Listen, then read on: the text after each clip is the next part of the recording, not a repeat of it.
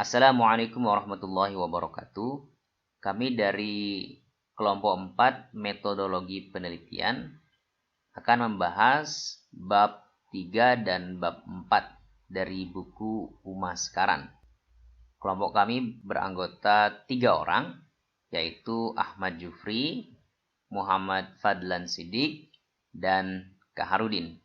Presentasi pertama akan dilakukan oleh Ahmad Jufri, lalu dilanjutkan oleh Kaharudin, dan yang terakhir akan dilanjutkan oleh Muhammad Fadlan Siddiq. Kita dengarkan presenter yang pertama. Baik, di sini saya Ahmad Jufri akan menjelaskan pokok bahasan dalam metode penelitian untuk bisnis, yaitu tentang bidang masalah yang luas dan menentukan rumusan masalah. Baik, poin pertama yang akan saya jelaskan yaitu tentang bidang masalah yang luas. Nah, awal dari sebagian besar penelitian adalah karena adanya keinginan untuk menghadapi masalah, kekhawatiran, dan konflik di dalam perusahaan atau lingkungan. Sederhananya, penelitian itu berawal dari sebuah masalah. Dan sebuah masalah itu tidak harus selalu merupakan hal yang salah dan harus diperbaiki. Namun masalah juga menunjukkan ketertarikan pada suatu isu di mana terdapat perbedaan antara keadaan aktual dan kemungkinan terbaik yang diinginkan. Ketika kita mengidentifikasi masalah tersebut harus disederhanakan menjadi topik yang dapat diteliti dalam studi. Nah, seringkali hal tersebut memerlukan banyak usaha untuk mengubah masalah yang luas menjadi topik penelitian. Topik penelitian yang dapat dilakukan haruslah bersifat spesifik dan fokus. Kita perlu mengubah masalah yang luas menjadi topik yang dapat diteliti dengan membuatnya lebih spesifik dan tepat. Caranya adalah dengan memilih subjek yang dinyatakan dengan baik untuk studi dan dengan membuat batasan yang jelas. Nah, ketika kita sudah memilih fokus tertentu, kita perlu memilih perspektif mana yang perlu kita gunakan untuk menginvestigasi subjek tersebut. Pemilihan perspektif akademik pada masalah membuat kita dapat memiliki gambaran dari berbagai literatur untuk menyelesaikan masalah. Baik, poin kedua yang akan saya jelaskan yaitu tentang pengumpulan informasi awal. Nah, pengumpulan informasi awal ini dapat dilakukan dengan melakukan introspeksi, wawancara tidak terstruktur, wawancara terstruktur, dan atau tinjauan melalui sumber informasi yang ada, seperti artikel, berita, buku teks, dan yang lainnya yang akan membantu peneliti untuk mempersempit bidang masalah yang luas dan menentukan rumusan masalah yang spesifik. Nah, di sini ada dua macam jenis data atau informasi dalam sebuah penelitian yang harus dikumpulkan oleh seorang peneliti. Yang pertama yaitu data primer, yang kedua yaitu data sekunder. Data primer adalah data yang merujuk pada informasi yang dikumpulkan oleh peneliti sendiri melalui instrumen seperti survei, wawancara, FGD, dan observasi. Sedangkan data sekunder adalah data yang telah ada dan tidak perlu dikumpulkan oleh peneliti sendiri. Nah, biasanya data ini bersumber dari buletin statistik, publikasi pemerintah, informasi yang dipublikasikan atau tidak dipublikasikan dari dalam atau luar perusahaan, dan data lainnya yang sudah dikumpulkan oleh suatu organisasi atau perusahaan. Nah, secara umum, informasi awal yang harus dikumpulkan seorang peneliti dapat dibagi menjadi dua, yaitu informasi latar belakang organisasi, kemudian yang kedua tentang literatur atau jumlah informasi yang tersedia. Informasi latar belakang dalam organisasi atau kontekstualnya itu meliputi yang pertama, asal usul dan sejarah perusahaan, kemudian jumlah karyawan, kemudian tujuan dan ideologi yang bisa disebut dengan visi misi, kemudian alamat perusahaan, sumber daya yang meliputi sumber daya manusia dan sumber daya alam, kemudian hubungan saling ketergantungan dengan institusi lain dan lingkungan eksternal, posisi keuangan selama 5 hingga 10 tahun terakhir, informasi struktur organisasi, dan informasi pada filosofi manajemen. Kemudian yang kedua ada literatur atau jumlah informasi yang tersedia. Literatur atau jumlah informasi yang tersedia dapat membantu seorang peneliti memahami masalah dengan baik. Informasi dari buku teks, jurnal, konferensi, dan materi lain memastikan peneliti memiliki kesadaran dan pemahaman menyeluruh pada penelitian terkini dan pendapat pada area subjek tertentu. Dalam penelitian, kita menuliskan literatur. Apabila kita tidak menentukan literatur yang tepat, kita akan mengganti literatur tersebut dengan literatur yang baru hingga menentukan rumusan masalah. Banyaknya informasi akan meminimalisir waktu dalam revisi literatur. Kemudian, poin yang ketiga yang akan saya jelaskan yaitu tentang menentukan rumusan masalah. Nah, setelah mengumpulkan informasi awal yang begitu banyak, selanjutnya peneliti mempersempit masalah dengan membuat rumusan masalah. Rumusan masalah itu tidak boleh ambigu, haruslah spesifik dan fokus serta dibahas dalam kajian akademik. Rumusan masalah yang baik, pertama, harus melibatkan rumusan tujuan penelitian dan pertanyaan penelitian. Tujuan penelitian dasar dalam bisnis berkaitan dengan pengembangan informasi bisnis dan manajemen secara umum. Sedangkan tujuan dari penelitian terapan adalah untuk menjelaskan masalah tertentu yang terjadi dan memberikan solusi dalam lingkup pekerjaan. Ketika tujuan penelitian teridentifikasi, kita dapat merumuskan pertanyaan penelitian. Cakupan dari satu pertanyaan penelitian atau lebih dalam rumusan masalah menjelaskan lebih lanjut permasalahan yang akan diselesaikan. Pertanyaan penelitian memandu dan membentuk proses pengumpulan dan analisis informasi untuk membantu mencapai tujuan studi. Sederhananya, pertanyaan penelitian adalah terjemahan dari masalah organisasi yang kemudian akan dijadikan informasi tertentu. Rumusan masalah berkaitan dengan mengapa dan apa dari penelitian tersebut. Dan untuk menilai kualitas dari rumusan masalah ada 3 kriteria. Pertama, rumusan masalah haruslah relevan. Kemudian yang kedua dapat dilakukan. Dan yang ketiga yaitu menarik. Berkaitan dengan kata relevan di sini rumusan masalah haruslah relevan dalam perspektif manajerial, akademik, atau keduanya. Dalam perspektif manajerial, rumusan masalah haruslah relevan jika berkaitan dengan pertama, masalah yang muncul saat ini dalam organisasi, kemudian yang kedua, area di mana hal tersebut perlu ditingkatkan dalam organisasi. Dalam perspektif akademik, rumusan masalah dapat dikatakan relevan jika pertama, hal-hal tentang topik tidak diketahui. Yang kedua, banyak hal tentang topik diketahui, namun informasi tersebut tersebar dan tidak terintegrasi. Yang ketiga, tersedia banyak penelitian pada topik tersebut, namun sebagian penelitian bertentangan. Dan yang keempat, hubungan yang ditemukan tidak mendukung pada situasi tertentu. Kemudian, rumusan masalah yang baik juga harus dapat diteliti. Artinya peneliti dapat menjawab pertanyaan penelitian tersebut dalam keterbatasan proyek penelitian, seperti terbatas waktu, uang, responden, dan lainnya. Kemudian karakteristik yang ketiga dari rumusan masalah yang baik adalah menarik bagi peneliti. Karena penelitian merupakan proses yang membutuhkan waktu lama dan peneliti pasti memiliki semangat yang naik turun. Oleh karena itu, rumusan masalah haruslah menarik bagi peneliti sendiri sehingga peneliti dapat konsisten dalam mengerjakan penelitian tersebut. Kemudian poin yang keempat yaitu tentang proposal penelitian. Proposal penelitian adalah hasil dari usaha yang terencana, terorganisir, teliti, dan pada dasarnya meliputi struktur atau sistematika sebagai berikut. Pertama, terdiri dari judul penelitian, kemudian latar belakang studi, rumusan masalah yang terdiri dari tujuan studi dan pertanyaan, kemudian cakupan studi, relevansi studi, desain penelitian yang memberikan rincian tentang jenis studi, metode pengumpulan data, desain pengambilan sampel, dan analisis data. Kemudian kerangka waktu studi atau jadwal dalam melakukan penelitian.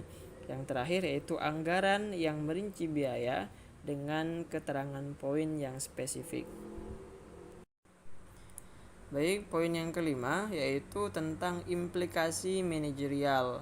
Nah, manajer itu terkadang belum memahami definisi masalah, sehingga terkadang masih gejala pun dianggap sebagai masalah. Oleh karena itu, memahami urutan penyebab masalah konsekuensi dan mengumpulkan informasi yang relevan untuk menemukan pemahaman masalah yang sebenarnya sangat membantu untuk menunjukkan masalah yang tepat. Nah, dalam penelitian, manajer harus membantu peneliti dalam memahami masalah dan faktor-faktor yang mempengaruhinya. Manajer yang sudah memahami masalah yang sebenarnya tidak akan enggan untuk bekerja dengan peneliti. Selain itu, manajer juga harus terlibat dalam penelitian untuk memastikan tujuan dari penelitian tercapai. Dan poin yang ketujuh yaitu isu etika dalam tahap awal investigasi. Nah, dalam penelitian, biasanya peneliti mewawancarai pembuat keputusan, manajer, dan karyawan untuk mendapatkan informasi, sehingga dapat memahami masalah dengan lebih baik. Nah, untuk itu, manajer harus mengumumkan terlebih dahulu di awal kepada semua pihak bahwa penelitian akan dilakukan dan peneliti akan mencari informasi dengan wawancara. Dengan adanya pengumuman tersebut, perasaan tidak senang karyawan akan hilang. Selain itu, sebagai peneliti, kita harus meyakinkan karyawan agar percaya bahwa respon mereka akan dirahasiakan dan tidak akan diberitahukan ke siapapun di dalam organisasi. Saya sendiri atas nama Kaharudin. Selanjutnya, pada bab 4 tinjauan literatur kritis. Yang pertama, tujuan tinjauan literatur kritis. Adapun beberapa tujuan tinjauan literatur kritis. Yang pertama, yaitu untuk memahami bahwa tidak ada variabel penting di mana pada masa lalu yang ditemukan itu berulang-ulang. Terus yang kedua, yaitu memberikan ide yang bagus terkait metode penelitian, dan yang ketiga itu adalah menyediakan kerangka penelitian bagi peneliti yang merupakan identifikasi dan definisi dari konsep yang saling terkait. Selanjutnya, pendekatan literatur kritis. Adapun sumber data di dalam pendekatan literatur kritis, itu yang pertama itu bisa berasal dari buku teks, jurnal, disertasi, konferensi, atau naskah yang tidak dipublikasikan, laporan surat kabar, maupun internet. Yang kedua, pencarian literatur. Dalam proses pencarian literatur, basis data yang terkomputerisasi dalam bentuk elektronik juga merupakan hal terpenting. Yang ketiga, itu evaluasi literatur. Proses pemilihan atau penyaringan buku atau artikel yang relevan dari sekian hasil pencarian literatur. Selanjutnya, menulis ditinjau dari literatur. Isu etika atau plagiarisme. Satu, yaitu sumber yang tidak dikutip. Yang pertama ada ghostwriter, yang kedua ada fotokopi, yang ketiga ada potluck paper, yang keempat ada poor dissensus, yang kelima ada labor of laziness, yang keenam ada self-stellar. Dua, sumber yang dikutip. Yang pertama yaitu ada forgotten footnote, ada machine former, ada too perfect parapet. Yang selanjutnya ada Resoul Sefull Setter. Selanjutnya ada Perfect Rhyme.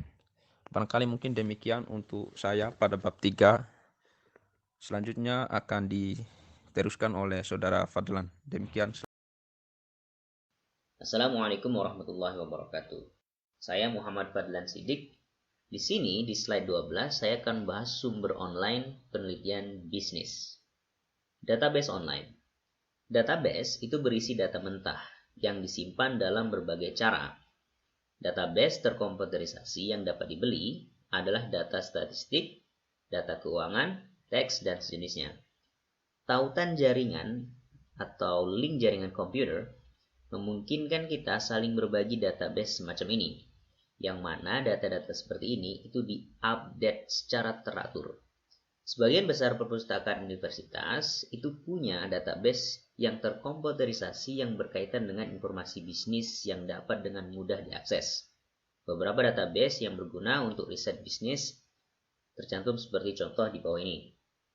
Nomor 1, ABI O-Inform Global dan ABI O-Inform menyediakan kemampuan untuk mencari sebagian besar bisnis utama, manajemen, perdagangan, dan industri, dan jurnal ilmiah dari tahun 1971, dan seterusnya.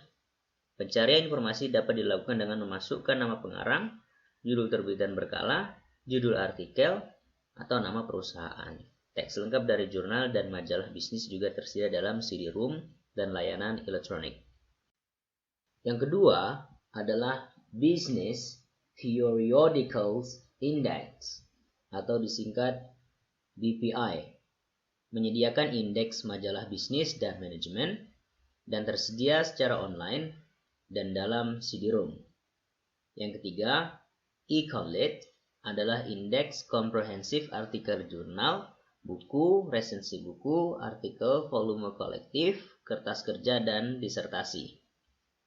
Yang keempat adalah The International Bibliography, the Social Sciences, atau disingkat IBSS, adalah sumber online untuk penelitian ilmu sosial dan interdisipliner. IBSS mencakup lebih dari 2,5 juta catatan bibliografi yang berkaitan dengan 4 inti mata pelajaran ilmu sosial, yaitu antropologi, ekonomi, politik, dan sosiologi. Yang kelima adalah PsycInfo, adalah database abstrak dari literatur psikologi dari tahun 1800-an hingga saat ini. PsycInfo berisi kutipan bibliografi, abstrak, referensi yang dikutip, dan informasi deskriptif dari publikasi ilmiah dalam ilmu perilaku dan sosial. Dan yang terakhir yang keenam adalah RePAC, Research Papers in Economics, adalah upaya kolaboratif relawan di 63 negara untuk meningkatkan diseminasi penelitian di bidang ekonomi. Inti dari proyek ini adalah database kata kertas kerja, artikel jurnal, dan komponen perangkat lunak. Di slide 13, kita membahas basis data bibliografi. Indeks berikut membantu dalam menyusun bibliografi yang komprehensif tentang topik bisnis. Nomor 1, bibliografi kumulatif bibliografi. Indeks yang mencantumkan berdasarkan subjek sumber bibliografi. Yang kedua adalah buku bisnis cetak. Indeks ini oleh penulis, judul, dan sumber bisnis. Buku-buku yang dicetak di bidang keuangan, bisnis, dan ekonomi. Nomor 3, indeks terbitan bisnis. Ini adalah indeks subjek kumulatif yang mencakup 270 majalah bisnis. Yang keempat, panduan informasi manajemen. Ini menawarkan referensi bibliografi di banyak area bisnis. Yang kelima adalah abstrak manajemen sumber daya manusia. Ini adalah indeks artikel yang berhubungan dengan manajemen orang dan area subjek perilaku organisasi. Yang keenam, abstrak psikologis. Ini merangkum literatur dalam psikologi, meliputi beberapa ratus jurnal, laporan, monograf, dan dokumen ilmiah lainnya. Yang ketujuh adalah buletin layanan informasi urusan masyarakat. Ini memiliki indeks subjek selektif dari buku, buku tahunan, direktori, dokumen pemerintah, pamflet, dan lebih dari 1000 terbitan berkala yang berkaitan dengan urusan ekonomi dan publik nasional dan internasional. Yang terakhir, nomor 8 adalah abstrak yang terkait dengan pekerjaan. Ini berisi abstrak artikel, disertasi, dan buku yang berkaitan dengan ketenaga kerjaan, kepegawaian, dan perilaku organisasi. Di slide 14, kita bicara soal penulisan referensi. Harus ada perbedaan yang dibuat antara bibliografi dan referensi. Daftar pustaka adalah daftar karya yang berhubungan dengan topik utama penelitian yang disusun berdasarkan urutan abjad nama belakang pengarang. Daftar referensi adalah bagian dari daftar pustaka yang mencakup rincian dari semua kutipan yang digunakan dalam tinjauan pustaka dan di tempat lain dalam makalah. disusun dalam urutan abjad dari nama belakang penulis. Kutipan ini bertujuan untuk memberi kredit pada penulis dan memungkinkan pembaca menemukan karya yang dikutip. Setidaknya ada 3 metode referensi diikuti dalam penelitian bisnis. Ini didasarkan pada format yang disediakan dalam Publication Manual of the American Psychological Association atau disingkat APA 2009. Berikutnya Chicago Manual of Style 2010 dan Turabian's Manual for Writers tahun 2007. Masing-masing buku pedoman ini menetapkan dengan contoh bagaimana buku, jurnal, surat kabar, disertasi, dan materi lainnya harus dirujuk dalam manuskrip. Berikutnya adalah slide 15. Di sini kita bicara soal penulisan referensi dan kutipan dalam bagian tinjauan literatur. Metode kutipan penulisan tahun yaitu nama belakang setiap penulis dan tahun publikasi. Contohnya seperti 1. Todd 1998 menunjukkan bahwa ... Kedua, dalam studi baru-baru ini mengenai keluarga, Hunt 1999, Osborne 1998 jelas bahwa ... Ketiga, tahun 1997, Kiel membandingkan keluarga dengan suami dan istri yang bekerja, ... dan menemukan bahwa ... Jika nama penulis muncul dalam narasi seperti contoh 1, tahun publikasi harus dikutip dalam tanda kurung. Contoh 2, penulis dan tahun dikutip dalam tanda kurung. Jika tahun dan nama penulis menjadi bagian dari pembahasan teks contoh 3, maka tak perlu menggunakan tanda kurung. Kutipan dalam teks. Gunakan tanda kutip 2 untuk kutipan dalam teks. Gunakan tanda kutip 1 untuk mengidentifikasi materi yang terlampir dalam tanda kutip 2 dalam sumber asli. Jika ingin ada penekanan kata, maka garis bawahi kata tersebut dan setelah itu sisipkan tanda kurung besar, huruf miring. Gunakan tanda 3 titik elipsis untuk menunjukkan bahwa sebagian materi telah dihilangkan dari sumber asli. Terima kasih.